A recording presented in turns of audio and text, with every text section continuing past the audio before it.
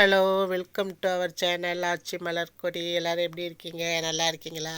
இன்றைக்கி நம்ம சேனலில் தக்காளி வச்சு ஒரு புது வகையான குழம்பு, அதாவது சட்னியும் சொல்லுவாங்க. இதை எப்படி செய்கிறதுன்னா செஞ்சு காமிக்க போகிறேன்.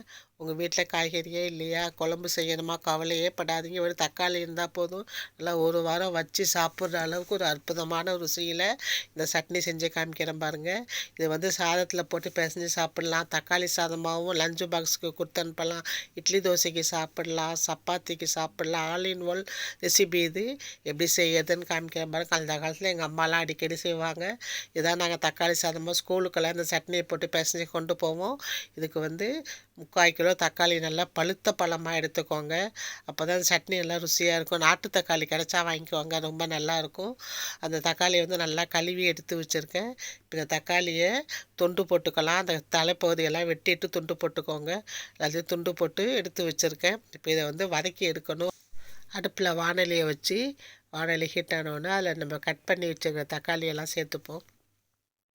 இதுக்கு வந்து 1 ஸ்பூனு தனி மிளகாய்த்தூள் சேர்த்துருக்கேன், 1 ஸ்பூன் வந்து மல்லித்தூள். இப்போ ரெண்டையும் சேர்த்துட்டு, இப்போ இதுக்கு வந்து இந்த சட்னிக்கு தேவையான கல் உப்பு அளவு ஒரு கைப்பிடி அளவு கல் உப்பு சேர்த்துக்கிட்டு இந்த தக்காளி முழுகிற அளவுக்கு தண்ணி ஊற்றிக்கோங்க. மிளகாத்தூள், மல்லித்தூள், உப்பு இதெல்லாம் சேர்ந்து இந்த தக்காளியோட நல்லா வேகணும். குழஞ்சி வேகிற அளவுக்கு வேக வச்சுக்கோங்க. அப்படி நேரம் இல்லைன்னா குக்கரில் கூட வேக வச்சு எடுத்துக்கலாம். நான் இப்போ வந்து எண்ணெய் சட்டியிலே வேக வைக்கிறேன். நல்லா குழஞ்சி வேகுது பாருங்கள். இந்த அளவுக்கு அந்த தண்ணியெல்லாம், நம்ம தக்காளி முழுகிற தண்ணியெல்லாம் சுண்டி தக்காளி வெந்த பிறகு இது ஒரு பாத்திரத்தில் காய்கறி வடிகட்டியை வச்சுருக்கேன். இல்லை அந்த வெந்த தக்காளி எடுத்து இதில் ஊற்றி வடிகட்டி எடுத்துக்கலாம்.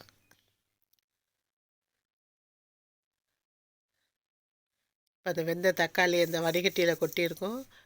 அந்த ஒரு கரண்டியால் மசிச்சு விடுங்க. அதோட தண்ணி தக்காளி சாரெல்லாம் வந்து பாத்திரத்தில் அடியில் இறங்கிடும். இப்போ சக்கை மட்டும் மேலே இருக்கும். பாத்திரம் காமி அதில் வந்து அந்த தக்காளி சாதம் வெந்த சாரெல்லாம் இருக்கும். நல்லா நல்லா நசுக்கி விட்டிங்கன்னா அந்த சாறு ஃபுல்லாக இறங்கிடும்.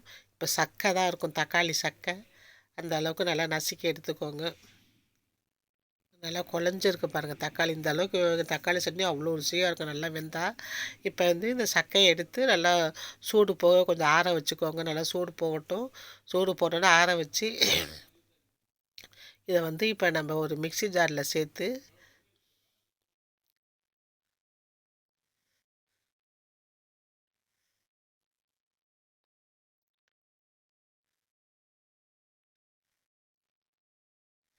நல்லா மைய அரைச்சிக்கலாம். இதை அப்படியே சட்டியில் சேர்த்துக்கலாம். அரைச்சி வச்சுப்போம். இப்போ வந்து இதை தாளிப்பு கொடுக்கணும். ஒரு வானலியில் எண்ணெயை ஊற்றி கடுகு போடுவோம். கடுகு பொரியறதுக்கு முன்ன நான் வந்து கட் பண்ணி வச்சுருக்கேன் சாமானை காமிக்கிறேன். ஒரு பெரிய வெங்காயம் நைஸாக கட் பண்ணியிருக்கேன், பச்சை மிளகா, இஞ்சி, கொத்தமல்லி, கருவேப்பில்லை. அதில் வந்து இஞ்சியும் பச்சை மிளகாவும் தான் சட்னிக்கு ரொம்ப ருசியை கொடுக்கும். இப்போ எல்லாம் ரெடி பண்ணி வச்சுருக்கேன். கடுகு பொரிஞ்ச உடனே பச்சை மிளகா போடுறேன். மிளகா எப்படி வெடிக்குது பாருங்கள். அதை தள்ளி இருங்க, எப்போதும் முழுசாக போட்டால் இன்னும் வேகமாக வெடிக்கும். நான் கட் பண்ணி போட்டினதே வெடிக்குது. இப்போ வந்து நல்லா ஒரு பெரிய துண்டு இஞ்சி, இந்த இஞ்சியும் பச்சை மிளகாவும் இந்த எண்ணெயில் நல்லா வேகணும். அதனால் கடுகோடு போட்ட பிறகு இஞ்சியும் பச்சை மிளகா போடுங்க, அப்புறமா வெங்காயம் போடலாம். இஞ்சியும் பச்சை மிளகாவும் பொரிஞ்ச உடனே கொத்தமல்லி தலையும் கருவேப்பிலையும் போட்டு வதக்கி எடுக்கிறேன். இது நல்லா வதங்கட்டும். நல்லா பச்சை மிளகா வந்து எண்ணெயில் நல்லா வெந்து வரணும். அந்த தோல்லாம் வந்து வெள்ளை கலராக வர அந்த மிளகு வதங்கின பிறகு நம்ம கட் பண்ணி வச்சுருக்கிற வெங்காயத்தை சேர்த்துப்போம். இந்த வெங்காயம் வந்து நல்லா வதங்கணும். இந்த சட்னிக்கு ருசி பச்சை மிளகா, இஞ்சி, வெங்காயம் 3 எண்ணெயில் நல்லா வதங்குறதுல தான் இருக்குது. இந்த வெங்காயம் வந்து கண்ணாடி பதமாக வர்ற வரைக்கும் வதக்கி எடுத்துக்கோங்க. அடுப்பு சிம்லேயே இருக்கட்டும். இப்போ வேகட்டும் வெங்காயம்.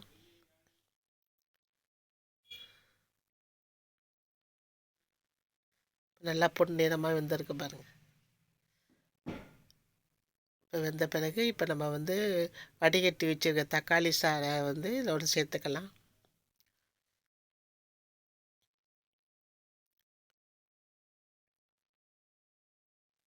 இது அதோட நம்ம வந்து சக்கையை, அந்த தக்காளி சக்கை எல்லாம் நம்ம மிக்சியில் அரைச்சோம்ல, அதையும் இதில் சேர்த்துப்போம். நல்லா குழம்பு பக்குவத்துக்கு நல்லா திக்காக வரும் இந்த இது குழம்பு, தக்காளி குழம்பு. இப்போ திக்காக இருக்குது. அதனால் இப்போ நம்ம மிக்ஸி ஜாரில் தண்ணியை ஊற்றி கழுவி அதையும் இதோட சேர்த்துப்போம். இப்போ குழம்பு பதத்துக்கு வந்துட்டு இதெல்லாம் சுண்டலாம். இதை வந்து சட்னியாகவும் வரும். கொஞ்சம் கெட்டியாக இருந்தால் சட்னி, குழம்பு 2 பதத்துக்கும் வரும் இது. இப்போ வந்து நம்ம முன்னாடியே வேக வச்சுட்டோம் தக்காளியை. அதனால் தாளித்த பிறகு நல்லா ஒரு கொதி வந்தால் போதும். கொதி வந்துன்னா பாருங்கள், எல்லாருக்கும் இப்போயும் உப்புலாம் பார்த்துக்கோங்க. உப்பு உரப்பெல்லாம் பார்த்துக்கிட்டு கரெக்டாக இருந்ததுன்னா, இந்த கொதி வந்த பிறகு கொத்தமல்லி தலையை தூவி இறக்க வேண்டியது தான். அருமையான தக்காளி குழம்பு. இந்த குழம்புக்கு சாதத்தில் ஊற்றி சாப்பிட்றப்ப உருளைக்கிழங்கு வச்சு சாப்பிட்லாம், பொரிச்ச அப்பளம் வச்சு சாப்பிட்லாம். ரொம்ப அற்புதமாக இருக்கும் இந்த தக்காளி குழம்பு. இதே இட்லி தோசைக்கு சாப்பிட்லாம். வெளியெல்லாம் பயணங்கள் போகிறப்ப, ட்ரெயினில் பஸ்ஸில் போகிறப்ப இந்த சட்னியை கொண்டு போனால் இது சட்னி ஊசியே போகாது, நல்லா வச்சுருந்து சாப்பிட்லாம். ட்ராவலுக்கெலாம் ரொம்ப யூஸ் ஆகிற சட்னி. வச்சு ஃப்ரிட்ஜில் வச்சுருந்து ஒரு வாரம் வச்சுருந்து சாப்பிட்லாம். அதனால் இந்த ஆல் இன் ஒன் தக்காளி குழம்ப நீங்கள் செஞ்சு சாப்பிட்டு பார்த்துட்டு எப்படி இருக்குன்னு எனக்கு ஒரு கமெண்ட் சொல்லுங்கள். இந்த வீடியோ பிடிச்சிருந்தா சப்ஸ்கிரைப் பண்ணுங்கள், லைக் பண்ணுங்கள், ஷேர் பண்ணுங்கள். தேங்க்ஸ் ஃபார் வாட்சிங்.